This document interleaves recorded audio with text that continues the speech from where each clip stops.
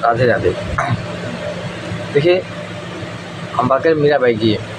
मीराबाई गली गली मोहल्ले मोहल्ले में पर घुंघरू बात नाची थी। लोग बोलते हैं ऐसा ना, तो क्यों नाची थी मालूम है आप लोग को?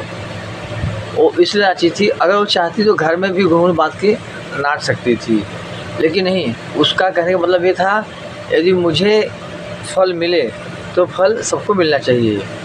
जैसे कि आजकल लोग कोई लोग जय श्री राम, सीताराम, राधे राधे बहुत कम लोग बोलते हैं। सुबह सुबह सब वही बोलेंगे गुड मॉर्निंग गुड मॉर्निंग, जबकि सुबह उठना चाहिए तो सीताराम, हरे कृष्ण, राधे राधे, राधे कृष्ण ऐसा बोलना चाहिए, है कि नहीं? लेकिन आजकल के इंसान जो है बस good morning, good night, good afternoon यही चलता है। ठीक है, वो भी बोलना ठीक है, लेकिन जहाँ उचित रहे वहाँ बोलो, हर जगह नहीं बोलना चाहिए, है कि नहीं? तो हम बात कर रहे थे मीराबाई की।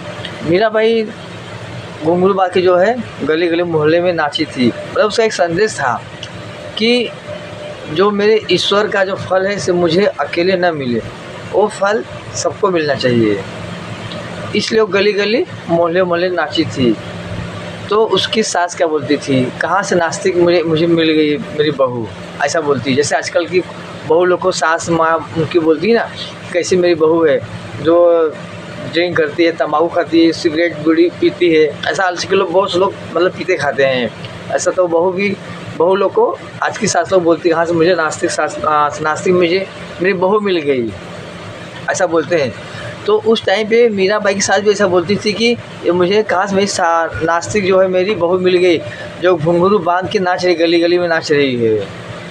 तो नाच रही है, नाचने का संदेश बता रही है। वो तम्बाकू बीड़ी शराब नहीं पी रही हो, वो लोगों को बता रही कि भगवान का नाम लो, प्रभु का नाम लो, राधे राधे बोलो, कृष्ण कृष्ण बोलो, आपका जो है मार्गदर्शन अच्छा हो जाएगा, आपका कल्याण होगा।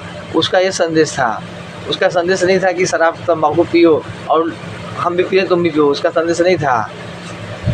तो मीराबाई का यही संदेश था, ठीक है?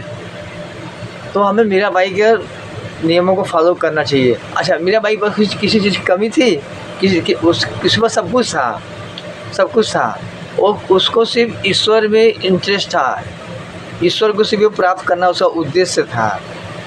यदि आप ऐसा करेंगे तो आपको भी ईश्वर मिल जाएंगे, लेकिन आपको उसके लिए संघर्ष करना पड़ेगा, ऐसा अर्थात ईश्वर का नाम लेना पड़ेगा, तो ही आपको ईश्वर की प्राप्ति होगी, अन्यथा नहीं होगी।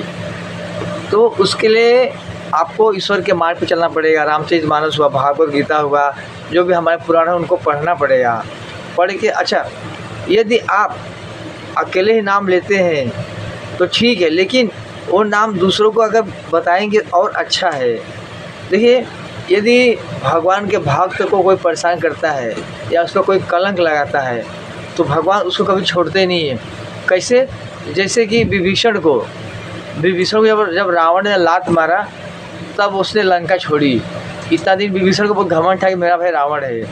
जब रावण ने उसको लात मारा तब राम के चरणों में जाके गिरा, तब राम को गुस्सा आया। बोला, तब श्री राम भगवान क्या बोले कि मैं सब कुछ बर्दाश्त कर सकता हूँ, लेकिन मेरे भक्त को कोई परेशान करेगा तो मैं बर्दाश्त कभी नहीं करूँगा।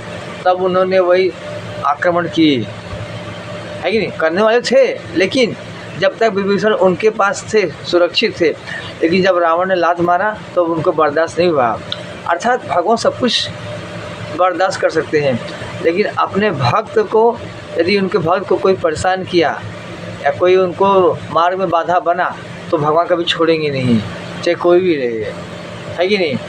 जैसे आजकल के कुछ लोग बोलते हैं भगवान भक्तों को परेशान करते हैं, उनको कलंकित करते हैं, तो ऐसे लोग भगवान भी उन्हें परेशान करते हैं। तूने मेरे भक्त को परेशान किया, मैं तुझे परेशान करूँगा किसी न किसी तरह। इसलिए हमें कभी भी किसी को परेशान नहीं करना चाहिए, है कि नहीं? ये फिर वही रावण की हाल होगी। तो माता बहनों से गुजारिश है सबसे है, आप लोग हमेशा सीताराम, राम राम, हरे कृष्ण राधे राधे बोलते रहिए सुबह शाम। जब समय तब बोलते रहिए, काम करते रहिए, बोलते रहिए, क्योंकि कलयुग में कुछ होने वाला नहीं है। सिर्फ एक ही सहारा है, नाम सहारा है। हम आपको हर वीडियो में ही बताते हैं कि आप लोग नाम लीजिए, भगवान के बारे में कभी रोइए, देखिए कितना अच्छा लगता है। आप अपने बेटे के लिए रोते हो नहीं रोते हो? बेटे को याद करते हो, मेरा बेटा पहुंचा नहीं, स्कूल गया कि नहीं, खाना खाया नहीं खाया, उसका लंच हुआ, तो भगवान के बारे में भी कभी सोचा कीजिए आप लोग। देखिए, यदि आप ईश्वर के बारे में सोचेंगे तो ईश्वर आपके बारे में सोचेंगे। देखिए, कहीं कहीं लिखा रहता है, मंदिरों में भी लिखा रहता है कि यदि आप मेरी तरफ देखोगे, यदि आप मेरी तरफ देखोगे तो मैं आपकी तरफ देखूँगा, है कि नहीं? ऐसा मंदिरों में लिखा रहता है और शास्त्र में भी हमें लिखा हुआ है। तो यदि आप ईश्वर को देखोगे तो ईश्वर आपको देखेंगे, नहीं देखोगे तो वो भी नहीं देखेंगे। हाँ, है कि नहीं?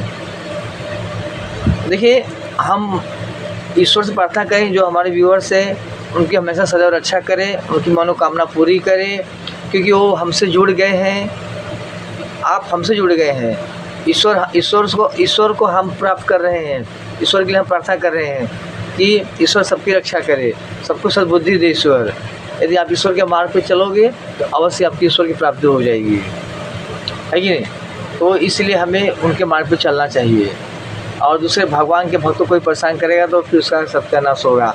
ऐसा राम भगवान बोले थे जब विभीषण को लात मारा था रावण ने। हमने आपको इससे पहले बताया, हर वीडियो में बताए हैं। आप हमेशा हमारे चैनल से जुड़े रहिए, सब्सक्राइब करते रहिए, लाइक शेयर कीजिए। आपको हमेशा नई नई बातें बताते रहेंगे।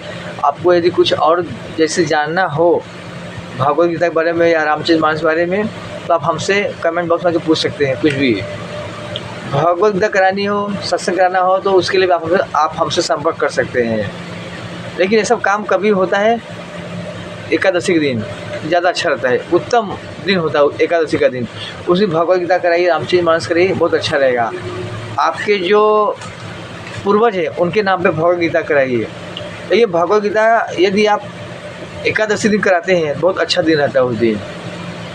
आप एकादशी आप किसके भगवद गीता आप किसके नाम पे भी कर सकते हैं, खासकर पूर्वजों के नाम पे। यदि आप उनके नाम पे कराएंगे तो उनकी सदगत हो जाएगी, उनकी आत्मा भटकेगी नहीं। ठीक है, तो आज के लिए काफ़ी है, फिर आपको बताएंगे। हम हमसे जुड़े रहिए, हमसे हमारे चैनल से। राधे राधे।